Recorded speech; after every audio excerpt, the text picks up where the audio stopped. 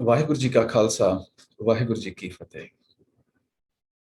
ਮੰਨੈ ਪਾਵਹਿ ਮੋਖ ਦੁਆਰ। ਹੁਣ ਗੱਲ ਦੁਆਰ ਤੱਕ ਦੀ ਆ ਗਈ। ਦੁਆਰ ਉਹੀ ਹੈ, ਦੁਆਰ ਜਿਸਨੂੰ ਸੋ ਦਰ ਤੇਰਾ ਕਿਹਾ, ਸੋ ਘਰ ਕਿਹਾ। ਉਹ ਤੇਰਾ ਦਰਵਾਜ਼ਾ ਕਿਹੜਾ ਹੈ? ਉਹ ਦਰਵਾਜ਼ੇ ਦਾ ਘਰ ਕਿਸ ਤਰ੍ਹਾਂ ਦਾ ਹੈ? ਜਿਤ ਬਹਿ ਸਰਬ ਸੰਭਾਲੇ, ਜਿੱਥੇ ਬਹਿ ਕੇ ਤੂੰ ਸਾਰਿਆਂ ਦੀ ਸੰਭਾਲ ਕਰਦਾ ਹੈ। ਰੱਬ ਦੇ ਦੁਆਰ ਤੱਕ ਮੰਨੇ ਦੇ ਪੜਾਵਾਂ ਨੇ ਸਾਨੂੰ ਰੱਬ ਦੇ ਦੁਆਰ ਤੱਕ। ਤੇ ਉਸ ਤੋਂ ਪਹਿਲਾਂ ਬਹੁਤ ਜ਼ਰੂਰੀ, ਮੰਨੈ ਪਾਵਹਿ ਮੋਖ, ਮੁਕਤੀ। ਇਹ ਕਿਹੜੀ ਮੁਕਤੀ ਹੈ? ਇਹ ਮੋਖ ਕਿਹੜਾ ਹੈ? ਦਾ ਮੋਖ ਇਸ ਕਿ ਜਿਹੜੇ ਮਾਇਆਵੀ ਸਾਡੇ ਉੱਪਰ ਇਸ ਸਾਰੀ ਖੇਡ ਵਿੱਚ, ਜਿਸ ਤਰ੍ਹਾਂ ਪ੍ਰਾਣੀ ਦੀ ਆਤਮਾ ਨੂੰ ਫਲੋਟ ਕੀਤਾ ਹੈ ਇਸ ਸਪਿਰਿਚੁਅਲ ਖੇਡ ਵਿੱਚ, ਇਸ ਅਧਿਆਤਮਕ ਪਸਾਰੇ ਵਿੱਚ, ਇਹਦੇ ਜਿਹੜੇ ਨਿਯਮਾਵਲੀ ਹੈ ਉਹਦੇ ਤਹਿਤ ਪ੍ਰਾਣੀ ਦਾ ਜਿਹੜਾ ਮਨ ਹੈ ਉਹਦੇ ਉੱਪਰ ਆਤਮਾ ਦਾ ਕੁੰਡਾ ਲਾ ਕੇ ਫਿਰ ਉਸਨੂੰ ਇੱਕ ਖੁੱਲ ਦਿੱਤੀ ਹੈ ਕਿ ਹੁਣ ਤੋਂ ਇਸ ਵਾਈਫਾਈ ਸਿਗਨਲ ਨੂੰ, ਵੌਇਸ ਆਫ ਕੌਨਸ਼ੀਅਸਨੈਸ ਨੂੰ ਸੁਣ ਕੇ ਆਪਣਾ ਰਾਹ ਲੱਭੀ ਜਾ ਤੇ ਯੂ ਹੈਵ ਅ ਇੰਡੀਕੇਸ਼ਨ। ਹੁਣ ਤੁਹਾਨੂੰ ਇੱਕ ਗਾਈਡੈਂਸ ਹੈ, ਇਸ ਗਾਈਡੈਂਸ ਰਾਹ ਤੇ ਚਲੀ ਜਾ। ਸੁਣਿਆ ਦੀ ਸਾਰੀ ਸਮਝ ਤੋਂ ਬਾਅਦ ਹੁਣ ਉਹਨਾਂ ਗੱਲਾਂ ਨੂੰ ਮੰਨਣ ਦੀ ਵਾਰੀ ਆਈ ਹੈ। ਮੰਨੈ, ਜੇ ਮੰਨੇਗਾ, ਜੇ ਮੰਨ ਜਾਣਾ ਹੈ, ਜੇ ਮੰਨੀ ਜਾਂਦਾ ਹੈ, ਕਿਉਂਕਿ ਪਲ ਪਲ ਦੀ ਗੱਲ ਹੈ। ਇਸ ਪਲ ਹੋਰ ਹੈ ਜਿਹੜੇ ਹਮਲੇ ਨੇ ਦੂਸਰੇ ਪਾਸੇ, ਜਿਹੜੀ ਇਹ ਸਾਰੀ ਖੇਡ ਜੋ ਚੱਲ ਰਹੀ ਹੈ ਕਿ ਕਿਸੇ ਵੇਲੇ ਕਾਮ ਦਾ ਹਮਲਾ, ਕਿਸੇ ਵੇਲੇ ਕ੍ਰੋਧ ਦਾ ਹਮਲਾ, ਲੋਭ ਮੋਹ ਹੰਕਾਰ ਦੇ ਹਮਲੇ ਨੇ।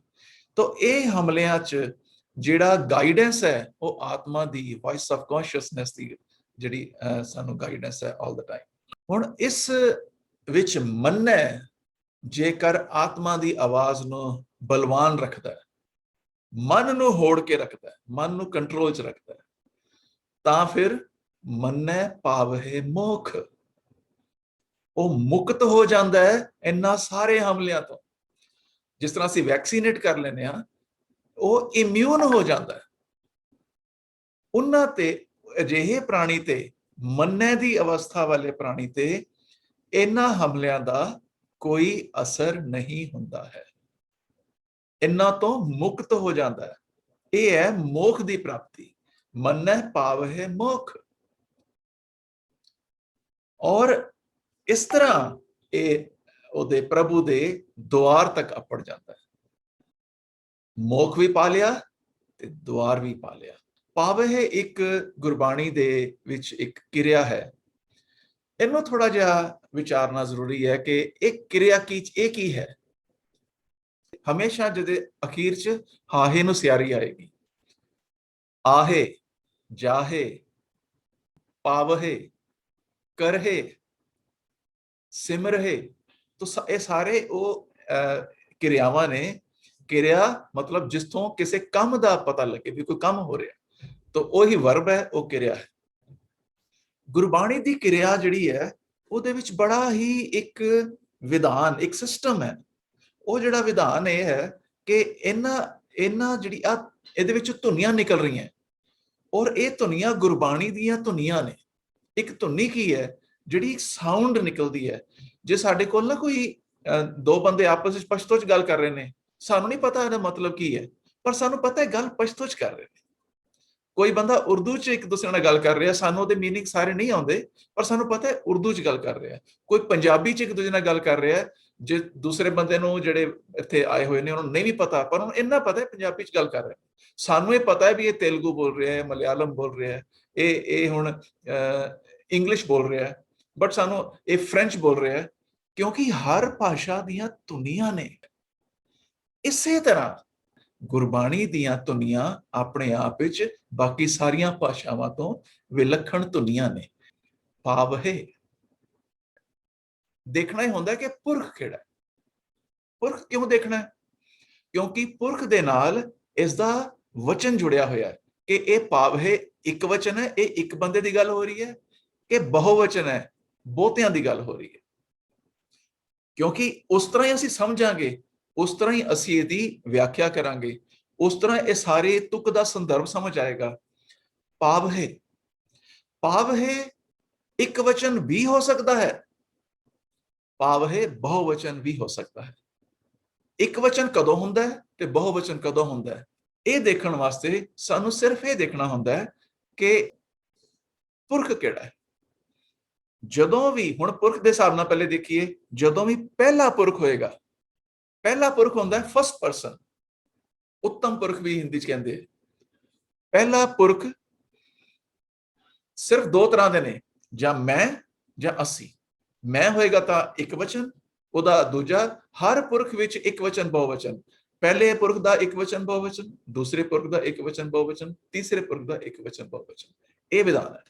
ਜਦੋਂ ਵੀ ਹਾਹੇ ਦੀ ਸਿਹਾਰੀ ਵਾਲੀ ਕੋਈ ਵੀ ਕਿਰਿਆ, ਕਰਹੇ, ਜਾਹੇ, ਆਹੇ, ਪਾਹੇ, ਦੇਖੇ, ਲਹਿ, ਸਿਮਰਹੇ, ਕੋਈ ਵੀ ਕਿਰਿਆ ਹੋਏ ਹਾਹੇ ਦੀ ਸਿਹਾਰੀ ਵਾਲੀ, ਇਹ ਜਦੋਂ ਵੀ ਪਹਿਲੇ ਪੁਰਖ ਚ ਹੋਏਗੀ ਤੇ ਬਹੁਵਚਨ ਹੀ ਹੋਏਗੀ। ਇਹਦਾ ਮਤਲਬ ਹਮੇਸ਼ਾ ਜੇ ਪਾਵਹੇ ਨਾਲ ਪਹਿਲਾ ਪੁਰਖ ਹੈ ਤੇ ਉਹ ਅਸੀਂ ਹੀ ਹੋਏਗਾ। ਅਸੀਂ ਪਾਵਹੇ, ਅਸੀਂ ਜਾਹੇ, ਅਸੀਂ ਸਿਮਰਹੇ। ਕਦੀ ਮੈਂ ਪਾਹੇ ਨਹੀਂ ਹੋਏਗਾ, ਕਦੀ ਮੈਂ ਸਿਮਰੇ ਨਹੀਂ ਹੋਏਗਾ, ਕਦੀ ਮੈਂ ਆਹੇ ਮੈਂ ਜਾਹੇ ਨਹੀਂ ਹੋਏਗਾ। ਉਹਦੇ ਲਈ ਗੁਰੂ ਸਾਹਿਬ ਨੇ ਇਹ ਗੁਰਬਾਣੀ ਵਿੱਚ ਇੱਕ ਵੱਖਰੀ ਤਰ੍ਹਾਂ ਦੀ ਰੱਖੀ ਹੋਈ ਹੈ। ਮੈਂ ਕਰੋ, ਊੜੇ ਨੂੰ ਔਂਕੜ, ਇਹ ਮੈਂ ਵਾਸਤੇ ਕਿਰਿਆ, ਮੈਂ ਵਾਸਤੇ ਫਿਕਸ ਹੈ, ਇਹ ਮੈਂ ਦੇ ਨਾਲ ਜੁੜ ਗਈ ਹੋਈ ਹੈ। ਮੈਂ ਕਰੋ, ਮੈਂ ਜਾਓ, ਮੈਂ ਆਓ, ਮੈਂ ਸਿਮਰੋ, ਉਹਨੂੰ ਮੈਂ ਦਾ ਹਉ, ਹਉ ਆਓ, ਹਉ ਸਿਮਰੋ, ਹਉ ਹਉ ਕੀਤਾਓ। ਤੋ ਇਹ ਜਿਹੜਾ ਇਹ ਪਹਿਲੇ ਪੁਰਖ ਵਿੱਚ ਜਦੋਂ ਹਾਹੇ ਦੀ ਸਿਹਾਰੀ ਨਾਲ ਕੋਈ ਕਿਰਿਆ ਹੋਏਗੀ, ਹਮੇਸ਼ਾ ਅਸੀਂ ਵਾਸਤੇ, ਹਮੇਸ਼ਾ ਬਹੁਵਚਨ ਵਾਸਤੇ ਹੋਏਗੀ। ਹੁਣ ਚਲਦੇ ਆ ਦੂਜੇ ਪੁਰਖ ਤੇ। ਦੂਜੇ ਪੁਰਖ ਲਈ ਜਦੋਂ ਹਾਹੇ ਦੀ ਸਿਹਾਰੀ ਦੀ ਕੋਈ ਕਿਰਿਆ ਹੋਏਗੀ, ਹਮੇਸ਼ਾ ਇੱਕ ਵਚਨ ਵਾਸਤੇ ਹੀ ਹੋਏਗੀ। ਇੱਥੋਂ ਫਰਕ ਪੈ ਗਿਆ। ਹਮੇਸ਼ਾ ਪਾਵਹੇ ਤੂੰ ਵਾਸਤੇ ਹੋ ਸਕਦਾ ਹੈ, ਤੁਸੀਂ ਸਾਰੇ ਵਾਸਤੇ ਪਾਵਹੇ ਨਹੀਂ ਹੈ। ਉਹਦੇ ਵਾਸਤੇ ਗੁਰਬਾਣੀ ਵਿੱਚ ਹੋਰ ਕਿਰਿਆ ਹੈ, ਉਹ ਹੈ ਪਾਵਹੋ, ਹਾਹੇ ਨੂੰ ਔਂਕੜ, ਪਾਵਹੋ। ਤੋ ਪਾਵਹੇ, ਪਾਵਹੋ, ਜਦੋਂ ਪਾਵਹੋ ਕਹਿਤਾ ਤੇ ਸਾਨੂੰ ਪੁਰਖ ਦਾ ਦੂਸਰਾ ਤੇ ਸਿੱਧਾ ਬਹੁਵਚਨ।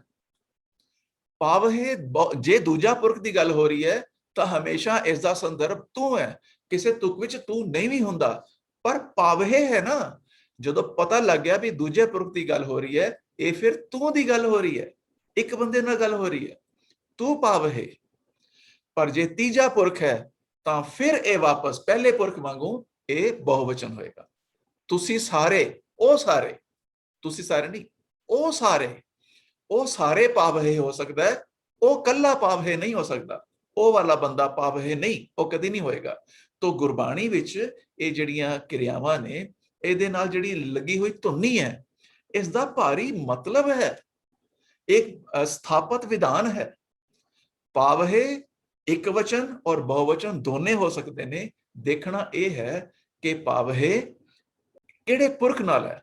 ਜਦੋਂ ਵੀ ਕਿਰਿਆ 'ਚ ਹਾਹੇ ਦੀ ਸਿਹਾਰੀ ਆਏ ਤਾਂ ਅਸੀਂ ਇਹ ਦੇਖਾਂਗੇ ਕਿ ਪੁਰਖ ਕਿਹੜਾ ਹੈ, ਪਹਿਲਾ, ਦੂਜਾ, ਤੀਜਾ।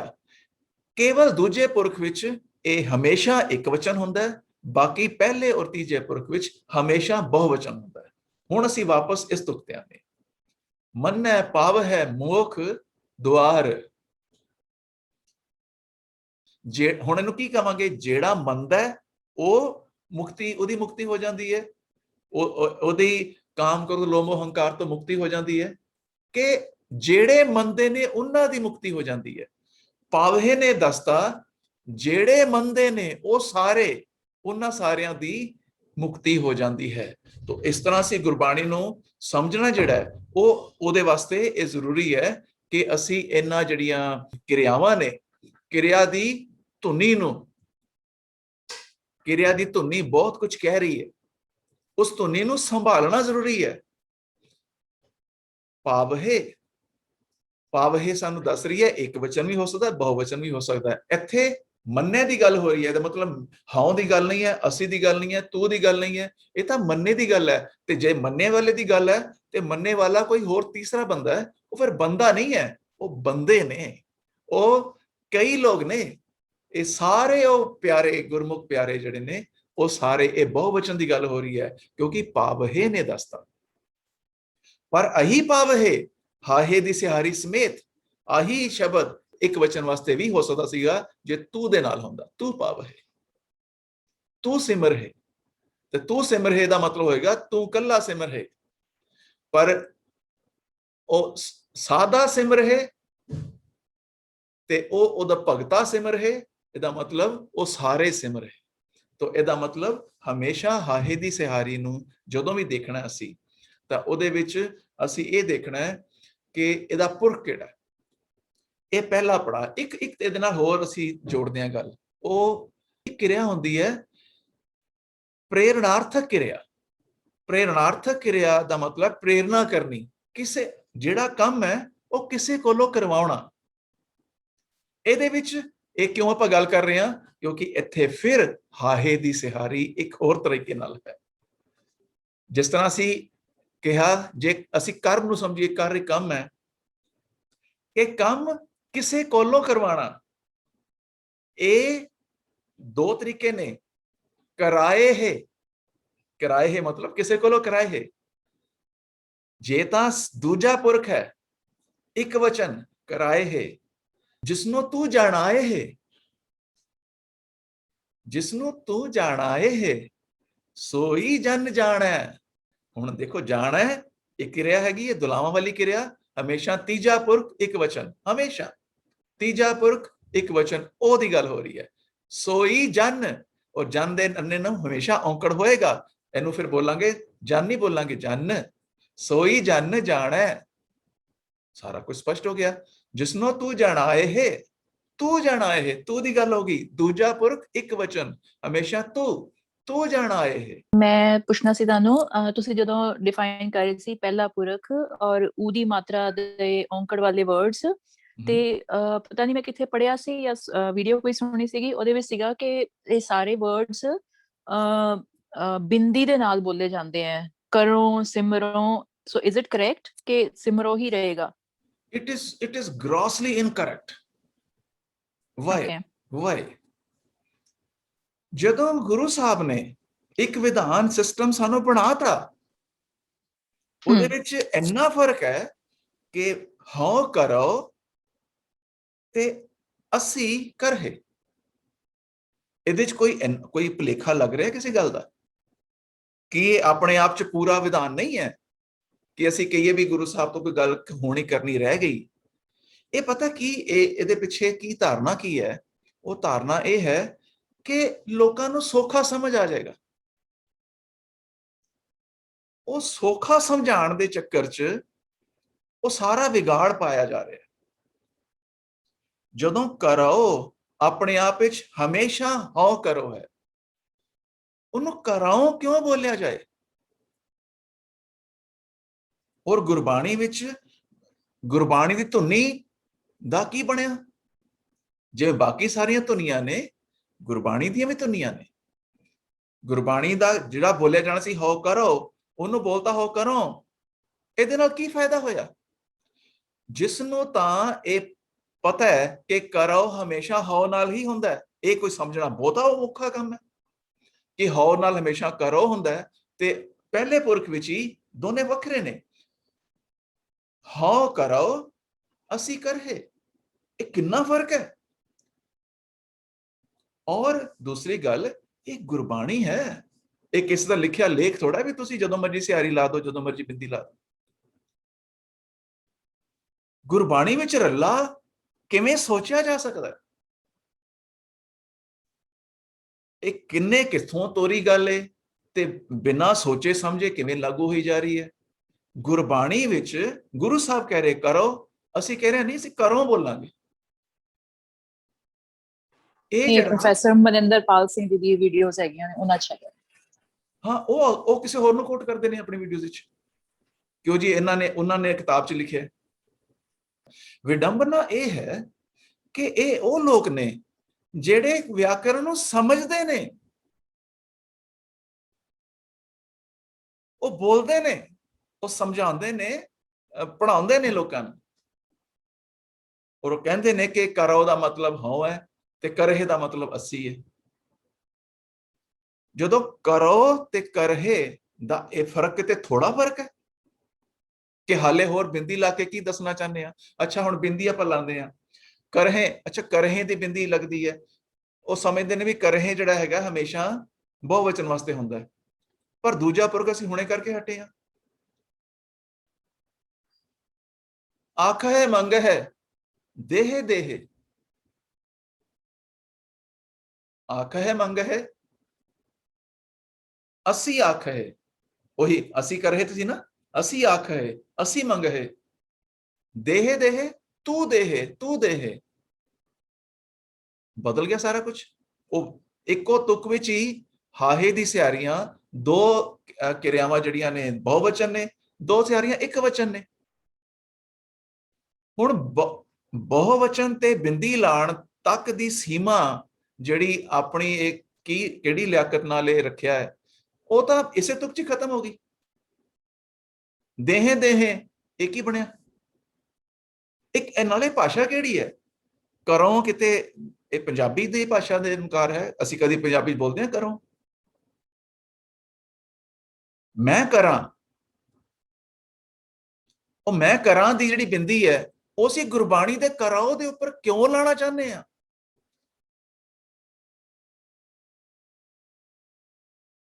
ਇਹ ਮਤਲਬ ਬੜੀ ਅਜੀਬ ਗੱਲ ਹੈ। ਔਰ ਗੁਰਬਾਣੀ ਹੈ।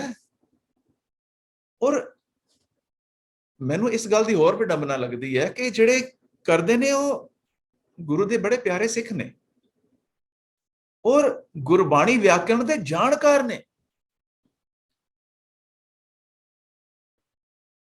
ਸਿਰਫ ਬਿੰਦੀ ਦੀ ਮਸਲਾ ਨਹੀਂ ਹੈ, ਹੋਰ ਮਸਲੇ ਵੀ ਨੇ। ਇਹ ਸੌਖਾ ਕਰਕੇ ਦੱਸਣ ਦੇ ਚੱਕਰ 'ਚ ਸਾਰਾ ਵਿਗਾੜ ਦੁਨੀਆ ਦਾ। ਸਿਰਫ ਹਰ ਵਾਰੀ ਸੌਖਾ ਕਰਨ, ਸਾਰਿਆਂ ਨੂੰ ਸਮਝ ਆ ਜਾਏਗਾ, ਉਹ ਭਾਈ ਸਭ ਨੂੰ ਸਮਝ ਆ ਜਾਏਗਾ। ਇਹ ਕਿੰਨਾ ਔਖਾ ਕੰਮ ਹੈ ਕਿ ਕਰੋ ਹਮੇਸ਼ਾ ਹਾਉ ਦੇ ਨਾਲ ਹੁੰਦਾ ਹੈ।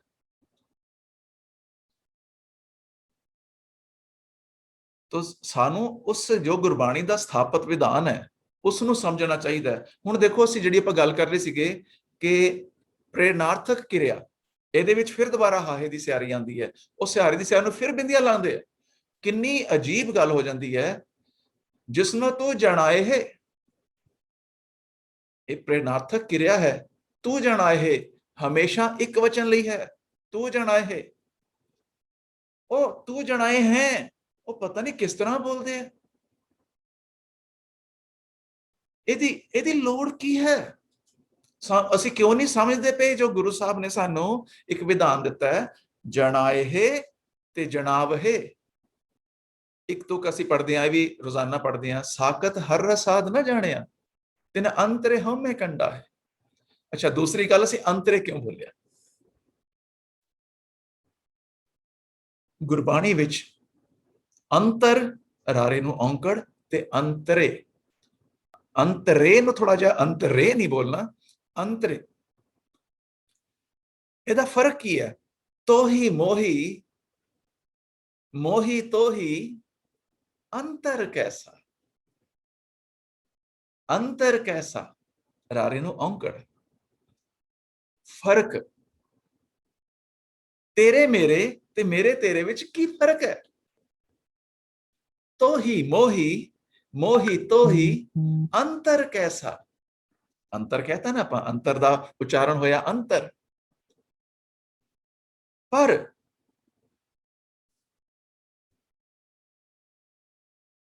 ਸਾਕਤ ਹਰ ਰਸਾਦ ਨਾ ਜਾਣਿਆ ਤਿਨ ਅੰਤਰੇ ਹਉਮੈ ਕੰਡਾ ਹੈ। ਇੱਥੇ ਅੰਤਰੇ ਕੀ ਹੈ? ਉਸਦੇ ਅੰਦਰ ਫਰਕ ਨਹੀਂ ਹੈ, ਉਸਦੇ ਅੰਦਰ ਉਹਦਾ ਦੋਨਾਂ ਦਾ ਆਪਸ ਵਿੱਚ ਸੰਬੰਧ ਸਥਾਪਿਤ ਹੋ ਰਿਹਾ ਹੈ। ਇੱਥੇ ਗੱਲ ਹੋ ਰਹੀ ਬਹੁਤਿਆਂ ਦੀ। ਤਿੰਨ ਅੰਤਰੇ ਹਉਮੈ ਕੰਡਾ ਹੈ। ਸਾਕਤ, ਹੁਣ ਸਾਕਤ ਨਹੀਂ ਬੋਲਣਾ ਕਿਉਂਕਿ ਤਿੰਨ ਨੇ ਅੱਗੋਂ ਦੱਸਦਾ ਕਿ ਇਹ ਬਹੁਤੇ ਨੇ ਸਾਕਤ। ਇਹ ਜਿਹੜੇ ਇਹ ਦੁਸ਼ਟ ਲੋਕ ਨੇ, ਇਹ ਇੱਕ ਦੀ ਗੱਲ ਨਹੀਂ ਹੋ ਰਹੀ, ਬਹੁਤਿਆਂ ਦੀ ਗੱਲ ਹੋ ਰਹੀ ਹੈ, ਜਿਨ੍ਹਾਂ ਨੂੰ ਹਰੀ ਦਾ ਰਸ ਕਦੀ ਆਇਆ ਹੀ ਨਹੀਂ। ਸਾਕਤ ਸਾਕਤ ਹਰ ਰਸ ਆਦ ਨਾ ਜਾਣਿਆ, ਤਿਨ ਅੰਤਰੇ ਹਉਮੈ ਕੰਡਾ ਹੈ, ਜਿਉ ਜਿਉ ਚਲਹਿ। ਹੁਣ ਚਲਹਿ ਉਹ ਸਾਕਤ ਜਿਹੜੇ ਬਹੁਵਚਨ ਦੀ ਗੱਲ ਹੋ ਚੁੱਕੀ ਹੈ, ਉਸ ਚਲਹਿ ਨੇ ਦੱਸਦਾ ਬਹੁਵਚਨ, ਇਹਨੂੰ ਹੋਰ ਕੁਝ ਕਰਨ ਦੀ ਲੋੜ ਨਹੀਂ, ਇਹਨੂੰ ਬਿੰਦੀ ਲਾਉਣ ਦੀ ਬਿਲਕੁਲ ਲੋੜ ਨਹੀਂ। ਜਿਉਂ ਜਿਉਂ ਚਲਹਿ ਚੁਭ ਹੈ, ਹੁਣ ਚੁਭ ਹੈ ਬਿਲਕੁਲ ਉਹਨੇ ਚੁਭ ਹੈ ਨੇ ਦੱਸਦਾ, ਗੁਰਬਾਣੀ ਦੇ ਸਿਸਟਮ ਨੇ ਦੱਸਦਾ ਇਹ ਚੁਭ ਹੈ ਇੱਕ ਬੰਦੇ ਦੀ ਗੱਲ ਹੋ ਰਹੀ ਹੈ। ਇਹ ਹੁਣ ਇੱਕ ਵਚਨ ਕਿੱਥੋਂ ਆ ਗਿਆ? ਗੱਲ ਤੇ ਸਾਕਤ ਬਹੁਤਿਆਂ ਦੀ ਹੋ ਰਹੀ ਸੀਗੀ। ਉਹ ਜਿਹੜਾ ਹਉਮੈ ਦਾ ਕੰਡਾ ਹੈ ਨਾ, ਉਹ ਕੰਡਾ ਇੱਕ ਵਚਨ ਹੈ, ਉਹ ਚੁਭ ਦਾ ਕੰਡਾ ਹੈ। ਬੰਦੇ ਬਹੁਤੇ ਨੇ, ਸਾਕਤ ਬਹੁਤ ਨੇ, ਸਾਕਤ ਹਰ ਰਸ ਆਦ ਨਾ ਜਾਣਿਆ, ਤਿਨ ਅੰਤਰੇ ਹਉਮੈ ਕੰਡਾ ਹੈ, ਜਿਉਂ ਜਿਉਂ ਚਲਹਿ। ਚਲਹਿ ਤੋਂ ਸਿੱਧਾ ਭਾਵ ਹੋ ਗਿਆ ਸਾਕਤ। ਚੁਭ ਹੈ, ਚੁਭ ਹੈ ਮਤਲਬ ਉਹ ਕੰਡਾ ਚੁਭ ਹੈ। ਦੁਖ ਪਾਵਹਿ ਜਮਕਾਲ ਸਹੇ ਸਿਰ ਡੰਡਾ ਹੈ, ਉਹ ਸਾਰੇ ਸਹਿੰਦੇ ਨੇ। ਸਹੇ, ਅੱਛਾ ਹਾਹੇ ਦੋ ਹੋ ਗਏ ਤਾਂ ਵੀ ਵਿਧਾਨ ਨਹੀਂ ਛੱਡਿਆ ਗੁਰੂ ਸਾਹਿਬ ਨੇ, ਹਾਹੇ ਦੇ ਨਾਲ ਫਿਰ ਹਾ ਪਾ ਕੇ ਸਿਆਰੀ ਪਾਈ, ਸਹੇ, ਤਾਂ ਕਿ ਇਹ ਵਿਧਾਨ ਚੱਲਦਾ ਰਹੇ। ਸਹੇ ਪਾਵਹਿ ਚਲਹਿ ਸਿਮਰਹਿ ਆਵਹਿ ਜਾਹੇ ਕਰਹਿ, ਇਹਨਾਂ ਦਾ ਭਾਰੀ ਮਤਲਬ ਹੈ। ਤੋ ਜੇ ਅਸੀਂ ਦੇਖਣਾ ਕੀ ਹੁੰਦਾ, ਸਭ ਤੋਂ ਪਹਿਲਾਂ ਇਹ ਪੁਰਖ ਕਿਹੜਾ ਹੈ। ਸਿਰਫ ਪ੍ਰੇਰਨਾਰਥਕ ਜਿਹੜੀਆਂ ਨੇ, ਪ੍ਰੇਰਨਾਰਥਕ ਪ੍ਰੇਰਨਾ ਕਰਨ ਵਾਲੀ ਕਿਰਿਆ, ਉਹ ਦੂਜੇ ਪੁਰਖ ਵਿੱਚ, ਉਹ ਵੀ ਦੇਖੋ ਪੁਰਖ ਦੇ ਹਿਸਾਬ ਨਾਲ ਫਿਰ ਦੂਜਾ ਪੁਰਖ ਹੋਏਗਾ ਤਾਂ ਇੱਕ ਵਚਨ ਹੋਏਗਾ, ਤੀਜਾ ਪੁਰਖ ਹੋਏਗਾ ਤਾਂ ਬਹੁਵਚਨ ਹੋਏਗਾ। ਹੁਣ ਹੈਗਾ ਇੱਕ ਵਚਨ, ਤੁਸੀਂ ਉੱਥੇ ਬਿੰਦੀਆਂ ਲਾ ਰਹੇ ਹੋ। ਤੋ ਇਸ ਕਰਕੇ ਉਹਦੇ ਜਦੋਂ ਅਸੀਂ ਕਿਸੇ ਇੱਕ ਭਾਸ਼ਾ ਦਾ ਵਿਧਾਨ ਦੂਸਰੀ ਭਾਸ਼ਾ ਦੇ ਉੱਪਰ ਲਗਾਵਾਂਗੇ, ਇਹ ਮੁੱਢੋਂ ਹੀ ਇਹ ਗੱਲ ਬੁਨਿਆਦੀ ਤੌਰ ਤੇ ਗਲਤ ਹੈ। ਇਹ ਇਸ ਤਰ੍ਹਾਂ ਹੋ ਹੀ ਨਹੀਂ ਸਕਦਾ, ਇਸ ਤਰ੍ਹਾਂ ਹੋਣਾ ਹੀ ਨਹੀਂ ਚਾਹੀਦਾ। ਤਾਂ ਵਾਪਸ ਅਸੀਂ ਆਪਣੀ ਤੁਕ ਤੇ ਆਨੇ ਆ। ਮੰਨੈ ਪਾਵਹਿ ਮੋਖ ਦੁਆਰ, ਮੰਨੈ ਪਾਵਹਿ ਮੋਖ ਦੁਆਰ। ਜਿਹੜੇ ਹੁਣ ਜਿਹੜਾ ਨਹੀਂ, ਜਿਹੜੇ, ਕਿਉਂਕਿ ਪਾਵਹਿ, ਜੇ ਪਾਵੈ ਹੁੰਦਾ, ਇਸ ਨੂੰ ਕਈ ਬੋਲਣ ਲੱਗੇ ਅਸੀਂ ਪਾਠ ਕਰਾਂਗੇ ਪਾਵੇ ਬੋਲਨੇ ਪਾਵੈ ਮੋਖ ਦੁਆਰ ਬੋਲਦੇ ਆ, ਕਿੰਨਾ ਫਰਕ ਹੈ ਪਾਵੈ ਤੇ ਪਾਵਹਿ। ਪਾਵਹਿ ਮਤਲਬ ਉਹ ਸਾਰੇ ਲੋਕ, ਤੇ ਪਾਵੈ ਮਤਲਬ ਉਹ ਬੰਦਾ। ਇਹ ਸਥਾਪਿਤ ਹੈ, ਹਮੇਸ਼ਾ ਜੋ ਦਲਾਮ ਹੋਏਗੀ ਤੇ ਉਹਦੀ ਗੱਲ ਹੋ ਰਹੀ ਹੈ, ਇੱਕ ਬੰਦੇ ਦੀ ਗੱਲ ਹੋ ਰਹੀ ਹੈ, ਇਹ ਸਥਾਪਿਤ ਹੈ। ਹੁਣ ਉਹਦੇ ਉੱਤੇ ਕੋਈ ਬਿੰਦੀ ਬੁੰਦੀ ਲਾਉਣ ਦੀ ਕੋਈ ਲੋੜ ਨਹੀਂ ਹੈ, ਬਿਲਕੁਲ ਲੋੜ ਨਹੀਂ ਹੈ। ਔਰ ਇਹ ਗੁਰਬਾਣੀ ਹੈ, ਇਹ ਸੋਚ ਵੀ ਕਿਸ ਤਰ੍ਹਾਂ ਸਕਦੇ ਹਾਂ ਵੀ ਅਸੀਂ ਇਹਦੇ 'ਚ ਕੁਝ ਕਰ ਸਕਦੇ ਹਾਂ, ਇਹਦਾ ਕੁਝ ਰੱਲਾ ਕਰ ਸਕਦੇ ਹਾਂ, ਇਹਦਾ ਕੁਝ ਮੋਡੀਫਾਈ, ਇਹਦਾ ਕੋਈ ਸਕੋਪ ਹੈ? ਇਸ ਤਰ੍ਹਾਂ ਦਾ ਸਾਡੀ ਪਾਇਆ ਹੀ ਨਹੀਂ ਹੈ ਕਿ ਅਸੀਂ ਇਸ ਤਰ੍ਹਾਂ ਸੋਚ ਸਕਦੇ, ਪਰ ਅਸੀਂ ਕਰੀ ਜਾ ਰਹੇ ਹਾਂ, ਕਿਤਾਬਾਂ 'ਚ ਲਿਖੀ ਜਾ ਰਹੇ ਹਾਂ, ਪੜ੍ਹਾਈ ਜਾ ਰਹੇ ਹਾਂ, ਵੀਡੀਓ ਦੱਸੀ ਜਾ ਰਹੇ ਹਾਂ। ਇਸ ਤਰ੍ਹਾਂ ਇਹ ਬਿਲਕੁਲ ਇਹ ਭਾਰੀ ਅਵਗਿਆ ਹੈ ਔਰ ਵੱਡੀ ਕੁਤਾਹੀ ਹੈ। ਮੰਨੈ ਪਾਵਹਿ ਮੋਖ ਦੁਆਰ, ਇਹ ਆਪਣੇ ਆਪ 'ਚ ਪੂਰਾ ਵਿਧਾਨ ਸਪਸ਼ਟ ਹੈ ਔਰ ਪੂਰਾ ਕੰਪਲੀਟ ਹੈ। It's A complete system. ਮੰਨੈ ਪਾਵਹਿ ਮੋਖ ਦੁਆਰ, ਔਰ ਇਹ ਭਾਰੀ ਅਵਸਥਾ, ਅਧਿਆਤਮਕ ਅਵਸਥਾ, ਕਿ ਇਸ ਸਥਾਨ ਤੇ ਅਸੀਂ ਹੁਣ ਜਿਵੇਂ ਜਿਵੇਂ ਗੁਰਬਾਣੀ ਨੂੰ ਕਰ ਰਹੇ ਹਾਂ, ਅਸੀਂ ਦੇਖੀਏ ਕਿ ਸਾਡੇ ਉੱਪਰ ਕਿਹੜੇ ਕਿਹੜੇ ਕਿਸ ਗੱਲ ਦਾ ਪ੍ਰਭਾਵ ਜ਼ਿਆਦਾ ਆਉਂਦਾ ਹੈ, ਕਿ ਮੈਨੂੰ ਕ੍ਰੋਧ ਜ਼ਿਆਦਾ ਆਉਂਦਾ ਹੈ, ਕਿ ਮੈਨੂੰ ਕਿਸੇ ਚੀਜ਼ ਦਾ ਲੋਭ ਹੈ, ਕਿ ਮੈਨੂੰ ਮੋਹ 'ਚ ਮੈਂ ਫਸਿਆ, ਤੇ ਮੈਨੂੰ ਇਹ ਸਾਰੇ ਇਹ ਜਿਹੜੇ ਨੇ ਇਹ ਨਹੀਂ, ਇਹ ਸਾਰਾ ਬੰਦ ਕਰਨਾ ਹੈ, ਇਹ ਸਾਰਾ ਖਤਮ ਨਹੀਂ ਕਰਨਾ, ਇਹ ਇਹਨਾਂ ਨੂੰ ਵਸ 'ਚ ਕਰਨਾ ਹੈ। ਕਿਹੜੇ ਸਮੇਂ ਕਿਹੜੀ ਚੀਜ਼ ਦੀ ਵਰਤੋਂ, ਕਿਹੜੀ ਫੈਕਲਟੀ ਦੀ, ਕਿਸ ਦਾ ਪ੍ਰਭਾਵ ਕਿੰਨਾ ਕਬੂਲਣਾ, ਤੁਹਾਡੇ ਕੋਲ ਚਾਬੀ ਚਾਹੀਦੀ ਹੈ। ਇਹ ਲਗਾਮਾਂ ਗੁਰਸ਼ਬਦੀ, ਇਹ ਮਨ ਹੋੜੀ ਹੈ, ਕਿਉਂਕਿ ਮਨ ਲੋਚੈ ਬੁਰਿਆਈਆ। ਤੋ ਇਹ ਜੋ ਮਨ ਦੀ ਜਿਹੜੀ ਹੈ, ਇਸ ਨੂੰ ਅਸੀਂ ਇਹ ਸਮਝੀਏ। ਅੱਛਾ, ਇੱਕ ਗੱਲ ਆਪਾਂ ਹੋਰ ਕਰਦੇ ਵਿੱਚ ਰਹਿ ਗਈ ਸੀਗੀ, ਕਿ ਜਦੋਂ ਅਸੀਂ ਕਿਹਾ ਵੀ ਅੰਤਰੇ ਕਿਉਂ ਬੋਲਿਆ, ਹਾਂ, ਉਸ ਤੋਂ ਅਸੀਂ ਕਿਹਾ ਵੀ ਅੰਤਰ ਵੀ ਹੈ ਇੱਕ, ਤੋਹੀ ਮੋਹੀ ਮੋਹੀ ਤੋਹੀ ਅੰਤਰ ਕੈਸਾ। ਤਾਂ ਇਸੇ ਤਰ੍ਹਾਂ ਹੀ ਗੁਰੂ ਸਾਹਿਬ ਨੇ ਜਿਹੜਾ ਅੰਤਰ ਦੀ ਜਗ੍ਹਾ ਤੇ ਅੰਤਰੇ ਗੁਰਬਾਣੀ ਵਿੱਚ ਵੀ ਦੱਸਿਆ। ਘਟ ਅੰਤਰੇ ਸਾਚੀ ਬਾਣੀ, ਸਾਚੇ ਆਪ ਪਛਾਣੇ ਰਾ। ਘਟ ਅੰਤਰੇ ਰਾਰੇ ਦੀ ਸਿਹਾਰੀ ਨਾਲ ਤੇ ਰਾਰੇ ਨੂੰ ਲਾਮ ਦੇ ਨਾਲ। ਤੋ ਜਦੋਂ ਸਿਹਾਰੀ ਨਾਲ ਅਸੀਂ ਲਘੂ ਲਾਮ ਬੋਲਦੇ ਹਾਂ, ਪਰ ਜਦੋਂ ਹੈ ਹੀ ਲਾਮ ਹੀ ਲਾਤੀ ਤੇ ਫਿਰ ਘਟ ਅੰਤਰੇ। ਪਰ ਇਹ ਘਟ ਅੰਤਰੇ ਇੱਥੇ ਵੀ ਉਹ ਸੰਬੰਧਕ ਹੀ ਹੈ, ਪ੍ਰੈਪੋਜੀਸ਼ਨ ਹੀ ਹੈ। ਇਸ ਤਰ੍ਹਾਂ ਅਸੀਂ ਭੀਤਰ ਬੋਲਦੇ ਹਾਂ, ਜਦੋਂ ਭੀਤਰ ਜਿਹੜਾ ਹੈ ਉਹ ਰਾਰੇ ਨੂੰ ਸਿਹਾਰੀ ਹੋਏ ਤੇ ਅਸੀਂ ਭੀਤਰੇ। ਤੇ ਗੁਰੂ ਸਾਹਿਬ ਨੇ ਗੁਰਬਾਣੀ ਵਿੱਚ ਵੀ ਸਰੀਰ ਸਰੋਵਰ ਭੀਤਰੇ ਅੱਛਾ ਕਮਲ ਅਨੂਪ। ਤੋ ਇਹ ਭੀਤਰੇ ਅੰਤਰੇ ਇਹ ਗੁਰਬਾਣੀ ਵਿੱਚ ਉਸੇ ਭਾਵਨਾ ਦੇ ਨਾਲ ਇਸਤੇਮਾਲ ਹੋਏ ਨੇ। ਅਸੀਂ ਉਹਨਾਂ ਨੂੰ ਜਦੋਂ ਸਿਹਾਰੀ ਆਉਂਦੀ ਹੈ ਤੇ ਅਸੀਂ ਉਹਨਾਂ ਦਾ ਉਚਾਰਨ ਸਿਹਾਰੀ ਜਿਹੜੀ ਹੁੰਦੀ ਹੈ ਸੰਬੰਧਕ ਦੀ, ਉਹਨੂੰ ਲਘੂ ਲਾਵਾਂਗੇ। ਲਘੂ ਦਾ ਮਤਲਬ ਹੈ ਕਿ ਪੂਰੀ ਲਾਮ ਨਹੀਂ, ਕਿਉਂਕਿ ਜਦੋਂ ਪੂਰੀ ਲਾਮ ਅੰਤਰੇ ਚ ਆ ਗਈ ਤੇ ਉਹ ਅੰਤਰੇ ਹੋਏ। ਜਦੋਂ ਸਿਹਾਰੀ ਨੂੰ ਅਸੀਂ ਕੀਤਾ ਤਾਂ ਅੰਤਰੇ ਅੰਤਰੇ ਅੰਤਰੇ। ਤੋ ਇਹਦਾ ਸਾਨੂੰ ਪਰ ਸਾਨੂੰ ਹਮੇਸ਼ਾ ਦੱਸਦੀ ਹੈ ਉਹ ਕਿ बीच विचे बाहरे उपरे अंतरे मझारे मंजे ਉਹ ਸਾਰੇ ਸ਼ਬਦ ਨੇ ਜਿਨ੍ਹਾਂ ਤੋਂ ਸਾਨੂੰ ਲੱਗਦਾ ਹੈ ਕੋਈ ਸੰਬੰਧ ਸ਼ੋ ਕਰ ਰਿਹਾ। ਤੇ ਗੁਰੂ ਸਾਹਿਬ ਨੇ ਇਹ ਸੀ ਕਿਉਂ ਕਰਦੇ ਪਿਆ ਇਸ ਤਰ੍ਹਾਂ ਕਰਨਾ, ਕਿਉਂਕਿ ਗੁਰੂ ਸਾਹਿਬ ਨੇ ਸਿਹਾਰੀਆਂ ਵਿਸ਼ੇਸ਼ ਤੌਰ ਤੇ ਲਾਈਆਂ ਨੇ ਅੰਤਰ ਔਰ ਅੰਤਰੇ ਦਾ ਫਰਕ ਦੱਸਣ ਵਾਸਤੇ। ਤੇ ਉਹ ਜਿਹੜਾ ਸਰਵਣ ਕਰ ਰਿਹਾ ਉਹਨੂੰ ਉਹਦੇ ਤੱਕ ਇਹ ਵਿਧਾਨ ਪਹੁੰਚਣਾ ਚਾਹੀਦਾ ਹੈ। ਤੇ ਗੁਰਬਾਣੀ ਉਚਾਰਨ ਦੀ ਇਹ ਜ਼ਿੰਮੇਵਾਰੀ ਬਣਦੀ ਹੈ ਕਿ ਉਹ ਸਾਰੇ ਵਿਧਾਨ ਜਿਹੜੇ ਲਿਖਤ ਰੂਪ ਚ ਨੇ ਉਹਨਾਂ ਨੂੰ ਉਹ ਸਰਵਣ ਕਰਨ ਵਾਲੇ ਤੱਕ ਪਹੁੰਚਾਉਣ ਲਈ ਕੋਈ ਅਜਿਹਾ ਜ਼ਰੀਆ ਬਣਾਇਆ ਜਾਏ ਜਿਸ ਦੇ ਨਾਲ ਵਿਗਾੜ ਨਾ ਪਏ। ਇੰਨਾ ਵਿਗਾੜ ਜਿਸ ਤਰ੍ਹਾਂ ਬਿੰਦੀਆਂ ਲਾ ਕੇ ਵਿਗਾੜ ਪਿਆ ਜਾ ਰਿਹਾ ਕਿ ਧੁਨੀ ਹੀ ਬਦਲ ਗਈ, ਇਸ ਤਰ੍ਹਾਂ ਦਾ ਕੰਮ ਨਾ ਕੀਤਾ ਜਾਏ। ਪਰ ਜਿਸ ਤਰ੍ਹਾਂ ਅਸੀਂ ਇੱਕ ਵਾਰ ਪਹਿਲਾਂ ਵਿਚਾਰ ਕੀਤੀ ਸੀ, ਇੱਕ ਇੱਕ ਇੱਕੇ ਸਭ ਸਭ ਸਭੇ, ਤਾਂ ਅਸੀਂ ਤਿੰਨੇ ਚੀਜ਼ਾਂ ਉਹਨਾਂ ਨੂੰ ਸਰਵਣ ਕਰਨ ਵਾਲੇ ਤੱਕ ਇਹ ਪਹੁੰਚ ਜਾਂਦੀਆਂ। ਮੰਨੈ ਪਾਵ ਹੈ ਮੋਖ ਦੁਆਰ। तो ये मुबारक अवस्था हो जाए कि ये मुक्ति हो जाए इन्हां सारे हमलियां तो। ये सारे जीवन दे राह ते तुरदियां असी लगामां च रख के इन्हां नूं होड़ के असी तुरीए ते इहदे नाल हमेशा साडी आत्मा दी आवाज हमेशा बलवान होके सुने। मन्ने परवार ऐसा आधार। हुण आ परवार है ਦਾ ਵੀ ਉਧਾਰ ਕਰ ਲੈਂਦਾ। ਹੁਣ ਕਿਸ ਤਰ੍ਹਾਂ, ਇਹਦਾ ਮਤਲਬ ਇਹ ਬਿਲਕੁਲ ਨਹੀਂ ਹੈ ਕਿ ਜੇ ਇੱਕ ਬੰਦੇ ਨੇ ਪਾਠ ਕਰ ਲਿਆ ਤੇ ਬਾਕੀਆਂ ਦਾ ਉਧਾਰ ਹੋ ਜਾਣਾ ਹੈ। ਇਹ ਨਹੀਂ ਹੈ ਇਹਦਾ ਮਤਲਬ। ਇਸ ਦਾ ਮਤਲਬ ਇਹ ਹੈ ਕਿ ਜਿਹੜਾ ਮੰਨੈ ਹੈ ਉਹ ਆਪਣੇ ਪਰਿਵਾਰ ਨਾਲ ਵਿਚਾਰਾਂ ਕਰੇਗਾ। ਜਿਹੜਾ ਮੰਨੈ ਹੈ ਉਹ ਆਪਣੇ ਉੱਪਰ ਲਾਗੂ ਕਰੇਗਾ, ਉਸ ਨੂੰ ਦੇਖ ਕੇ ਬਾਕੀ ਲੋਕ ਵੀ ਸਿੱਖਣਗੇ। ਪਰਿਵਾਰ ਵਿੱਚ ਦਾ ਮਾਹੌਲ ਬਣੇਗਾ। ਉਹਨਾਂ ਨੂੰ ਏਕੰਕਾਰ ਸਤਨਾਮ ਕਰਤਾ ਪੁਰਖ ਦੀਆਂ ਬਾਤਾਂ ਹੋਣਗੀਆਂ। ਇਹਦੇ ਬਾਰੇ ਇਹਦੀ ਜਿਹੜੀ ਬੁਨਿਆਦੀ ਜੋ ਅੰਡਰਸਟੈਂਡਿੰਗ ਹੈ ਉਹ ਪਰਿਵਾਰ ਵਿੱਚ ਪ੍ਰਬਲ ਹੋਏਗੀ। ਅਜਿਹਾ ਪਰਿਵਾਰ ਦਾ ਸਾਧਾਰ ਹੋਏਗਾ, ਉਧਾਰ ਹੋਏਗਾ, ਉਸਦੀ ਅਧਿਆਤਮਕ ਗੱਤ ਉਸਦੀ ਉਚੇਰੀ ਹੋਏਗੀ।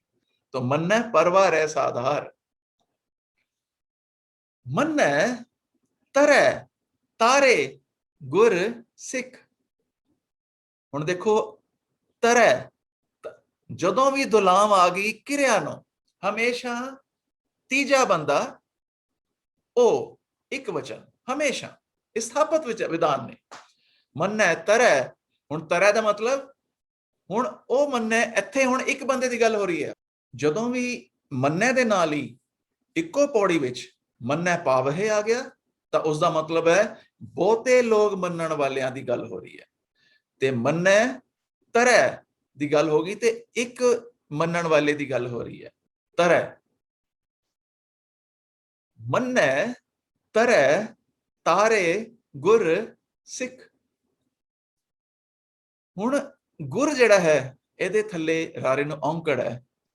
ਇੱਕ ਜਿਹੜਾ ਸਿੱਖ ਦੇ ਨੀਚੇ ਔਂਕੜ ਨਹੀਂ ਹੈ ਤਾਂ ਸਿੱਖ ਮਤਲਬ ਬਹੁਤੇ ਸਿੱਖਾਂ ਦੀ ਗੱਲ ਹੋ ਰਹੀ ਹੈ। ਗੁਰ ਤਰੈ ਜਿਹੜਾ ਦੱਸਦਾ ਹੈ, ਜਿਹੜਾ ਕਿ ਇਹ ਸਮਝਾਉਂਦਾ ਹੈ। ਗੁਰ ਤਰੈ ਤਾਰੇ ਸਿੱਖ, ਸਿੱਖਾਂ ਨੂੰ ਤਾਰ ਦਿੰਦਾ ਹੈ ਕਿਉਂਕਿ ਉਸਨੇ ਤਤ ਬਾਤ ਜਿਹੜੀ ਹੈ उसकी सांझ पाई। तो की बनया, मन्नै तरै तारे गुर सिख। तो गुर जो है वो है तरै, गुर तरै, तारे सिख। तो तारे सिख दे नाल, ओ सिख दे औंकड़ नहीं है, वो बहुवचन है। गुर औंकड़ नाल है, एक वचन है, तो इस करके तरै सिख गुर तरै, गुर तरै तारे सिख। तो मन्नै तरै तारे गुर सिख। मन्नै नानक भवहे ना भिख।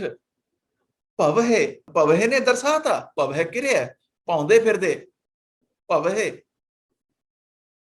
तो इसनों इस संदर्भ च है भी ये दर दर ते ठोकरां, दर दर ते धक्के खाना, भवहे पाउंदे फिरना। एक बंदे की गल नहीं हो रही, क्योंकि हाहे नूं सिहारी है, ते तीसरे बंदे की गल हो रही है। तीसरे पुरख, तीजे पुरख विच हाहे दी सिहारी दा सिद्धा भाव है कि बहुवचन, कोई बिंदी दी लोड़ नहीं। इत्थों पता लगता है पुरख देखना पेगा। तो इस रस्ते ते पाउणा चाहिए जिहड़ा रस्ता सही है, ताकि हर तुक दे, हर सारियां तुकां समझ आण कि भाई पहला पुरख विच बहुवचन है, दूजे पुरख विच एक वचन है, तीजे पुरख विच बहुवचन है। ਹੁਣ ਤੁਸੀਂ ਦੇਖੀ ਜਾਓ ਨਾਲ ਨਾਲ। ਹੁਣ ਜਦੋਂ ਵੀ ਗੱਲ ਮੰਨੇ ਦੀ, ਜਦੋਂ ਵੀ ਗੱਲ ਕਿਸੇ ਬੰਦੇ ਬਾਰੇ ਗੱਲ ਹੋ ਰਹੀ ਹੈ, ਉਹ ਮੰਨਣ ਵਾਲਾ ਹੈ, ਉਹ ਸਾਧ ਹੈ, ਉਹ ਭਗਤ ਹੈ, ਉਹ ਚੋਰ ਹੈ, ਉਹ ਸੰਤ ਹੈ, ਇਹਦਾ ਮਤਲਬ ਕਿਸੇ ਬਾਰੇ ਗੱਲ ਹੋ ਰਹੀ ਹੈ, ਇਹ ਤੀਜੇ ਪੁਰਖ ਚਲੇਗੀ। ਦੂਜੇ ਪੁਰਖ ਹਮੇਸ਼ਾ ਤੂੰ ਹੈ ਜਾਂ ਤੁਸੀਂ ਹੋ, ਤੁਸੀਂ ਸਾਰੇ ਜਾਂ ਤੂੰ। ਪਹਿਲੇ ਪੁਰਖ ਜਾਂ ਮੈਂ ਆ ਜਾਂ ਅਸੀਂ ਆ। तो इस करके बिल्कुल स्पष्ट हो जाता है पुरख दे राह ते तोरना चाहिए सीगा, बजाय के सोखा करन दे चक्कर च सारा बिगाड़ कीता है। मन्नै नानक भवहे ना भिख। ओ भिख लैण लई, भिखिया लैण लई, दान लैण लई दर दर ते फिरेगा नहीं, धक्के नहीं खाएगा। मन्नै, क्योंकि इसनूं ਇੱਥੇ ਐਡੀ ਵੱਡੀ ਅਵਸਥਾ ਤੇ ਆ ਕੇ ਕਿਹੜੀ ਜ਼ਿਕਰ ਹੋ ਰਿਹਾ ਹੈ? ਕਿਉਂਕਿ ਜਿਵੇਂ ਜਿਵੇਂ ਅਵਸਥਾ ਵੱਧਦੀ ਸੀ ਉਸ ਵੇਲੇ ਇਹ ਕਿਹਾ ਜਾਂਦਾ ਸੀ ਸਾਧੂ, ਉਸ ਵੇਲੇ ਗ੍ਰਸਤੀ ਨੂੰ ਮਾੜਾ ਸਮਝਿਆ ਜਾਂਦਾ ਸੀ ਵੀ ਰੱਬ ਦੀ ਪ੍ਰਾਪਤੀ ਤੇ ਤੂੰ ਦੁਨੀਆ ਤੋਂ ਤਾਂ ਹੈਗਾ ਗ੍ਰਸਤੀ ਚ ਹੈਗਾ, ਗ੍ਰਸਤ ਕੀ ਤੇ ਰੱਬ ਕੀ। ਛੱਡੋ ਗ੍ਰਸਤ ਨੂੰ, ਬਾਹਰ ਜਾਓ, ਜੰਗਲਾਂ ਚ ਜਾਓ, गुफा च बैठो, पुठे लटको, ये करो, वो करो, ये फिर इथों जोग तुरे। गुरु साहब ने इसका कटाह किया है, जोग कर मन दा जोग हुंदा है, तन दा कोई जोग दा मतलब नहीं। तो इस करके ये जो इथे इथे इस अवस्था ते आके मन्ने दी ये वाला जिक्र हो रहा, क्योंकि इसनों बड़ी वड्डी धार्मिक गल समझा जांदा सीगा। इसनों धर्मी बंदा समझा जांदा सी, जिहड़ा बंदा पाउंदा फिरदा ते ओ भिखिया लैंदा। मन्नै नानक भवहे ना भिख। ऐसा नाम निरंजन होए। तो ओ नाम जो है उसदी होंद, रब दी होंद, असल च मन जिहड़ा है, मन दे विच जदों रब दी होंद दा एहसास पक्के तौर ते स्थापित हो जाता है, जिसनों ਅਸੀਂ बहुत प्यार, और ਜਿਹੜਾ ਚਤਰਪਾਲ ਸਿੰਘ ਵੀਰ ਜੀ ਨੇ ਡੈਟਰੋਇਟ ਤੋਂ ਫੋਨ ਕਰਦੇ ਨੇ, ਉਹਨਾਂ ਨੇ ਜਿਹੜੀ ਗੱਲ ਇਹ ਗੱਲ ਬਹੁਤ ਬਾਰ-ਬਾਰ ਕਹੀ ਹੈ ਕਿ ਇਹ ਜਿਹੜਾ oh my god, he is listening to me, he knows what I am thinking। ਇਸ ਗੱਲ ਦਾ ਅਹਿਸਾਸ ਸਾਨੂੰ ਹਰ ਕਾਮ ਕ੍ਰੋਧ ਲੋਭ ਮੋਹ ਹੰਕਾਰ, ਹਰ ਨਿੰਦਿਆ ਤੋਂ, ਹਰ ਬਖੀਲੀ ਤੋਂ ਗੁਰੇਜ਼ ਕਰੇਗਾ। ਇਹ ਹੈ ਮਨ ਨੂੰ ਹੋੜਨਾ, ਇਉਂ ਅਸੀਂ ਹੋੜ ਸਕਦੇ ਹਾਂ।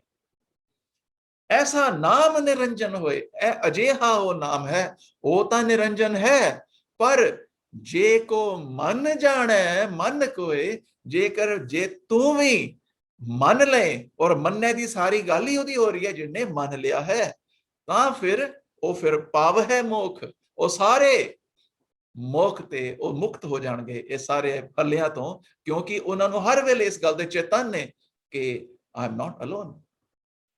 ਭਾਵੇਂ ਮੈਂ ਇੰਟਰਨੈਟ ਤੇ ਆ, ਭਾਵੇਂ ਮੈਂ ਇੰਸਟਾਗ੍ਰਾਮ ਤੇ ਆ, ਭਾਵੇਂ YouTube ਤੇ ਆ, ਭਾਵੇਂ ਮੈਂ ਫੇਸਬੁੱਕ ਤੇ ਆ, WhatsApp ਤੇ ਆ, ईमेल ते आ ते SMS ते आ, चैटिंग कर रहे हैं, I am not alone. He is by my side all the time. ये realization है, जे को मन जाना है मन कोए, ये उसदी ओदा होना नाम है। ऐसा नाम ਉਹ ਨਿਰੰਜਨ ਹੈ ਤੇ ਸਾਨੂੰ ਨਿਰੰਜਨ ਕਰ ਦਿੰਦਾ ਹੈ, ਜਿਸ ਦੇ ਨਾਲ ਮਨ ਹੈ ਭਾਵ ਹੈ ਮੁਖ द्वार, मन है परवार है साधार, मन है तरह तारे गुर सिख, मन है नानक भवे न पेख। ऐसा नाम निरंजन होए, जे को मन जाने मन कोए।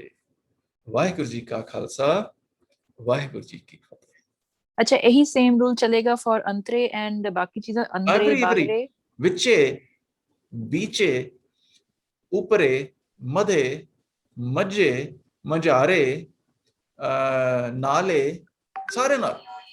ਤੁਸੀਂ ਕਹਿ ਰਹੇ ਨਾਮ ਨਾਲ ਵੀ ਚੱਲੇਗਾ ਤੇ ਪ੍ਰਣਾਮ ਨਾਲ ਵੀ ਚੱਲੇਗਾ। हाँ, ਤਿੰਨ ਤੇ ਅੰਤਰੇ ਪ੍ਰਣਾਮ ਨਾਲ ਤਿੰਨ ਵੀ ਅੰਤਰੇ ਹੋਵੇਂ ਕੰਡਾ ਹੈ, ਤਿੰਨ ਇਜ਼ ਪ੍ਰਣਾਮ। ਓਕੇ, ਨਾਮ ਜਾਂ ਪ੍ਰਣਾਮ ਦੇ ਨਾਲ ਜਦੋਂ ਸੰਬੰਧਕ ਲੱਗੇਗਾ, ਪਰ ਜੇ ਪਹਿਲੀ ਸੰਬੰਧਕ ਲੱਗ ਗਿਆ ਕਹਿ ਸੰਗ ਕਹਿ ਵਿੱਚ, ਤੇ ਫਿਰ ਉਹ ਵਿੱਚੇ ਨਹੀਂ ਪਾਉਣ ਦੀ ਲੋੜ, ਕਿਉਂਕਿ ਕਹਿ ਨੇ ਦੱਸਤਾ ਕਿ ਉਹ ਸੰਬੰਧਕ ਹੈ। yeah. Yeah, I'm still, it's hard for me to understand which person it's coming from. Like, I don't know the rules yet. So, manne, like, I don't know when it's singular, when it's plural, like third person, second person. I'm not 100% clear on that. Beta, the persons are very much like as we do in English. Okay. In English, first person is I and we. Yeah. I is I, and in every person there is singular and plural. I is singular, we is plural. When we come to second person, it is you or all of you. Yeah. So this is second person. Third person is he or she or they. Or he, she is singular, ekvachan, and they is bahuvachan, plural. So the same system is here. For me, it is always how.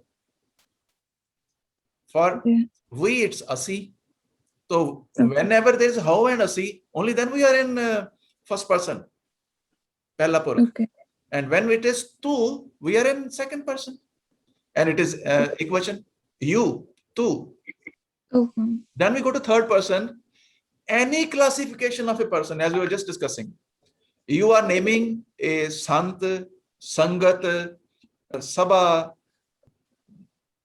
gur, or a person good or bad, anybody, any classified thing, it is third person.